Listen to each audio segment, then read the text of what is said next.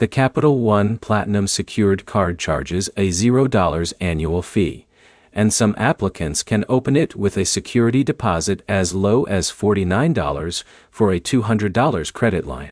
That makes it one of the cheapest ways to start rebuilding credit in 2026. By the end of this, you'll know the real costs of this card, what makes it different from other secured cards, and whether it's worth applying for.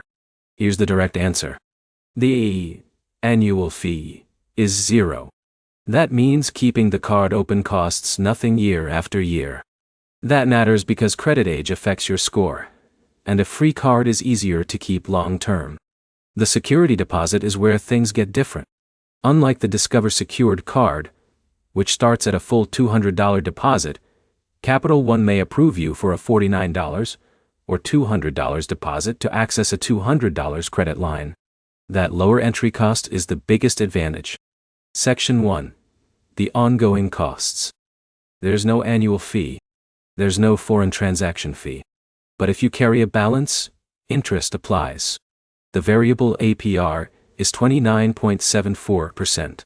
That's high, so carrying debt gets expensive fast. Late payments can also trigger fees and hurt your credit score.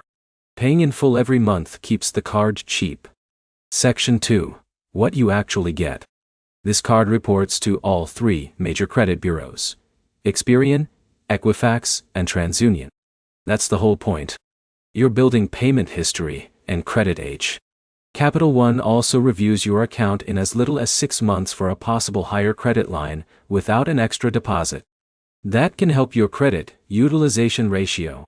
Section 3. Is it worth it?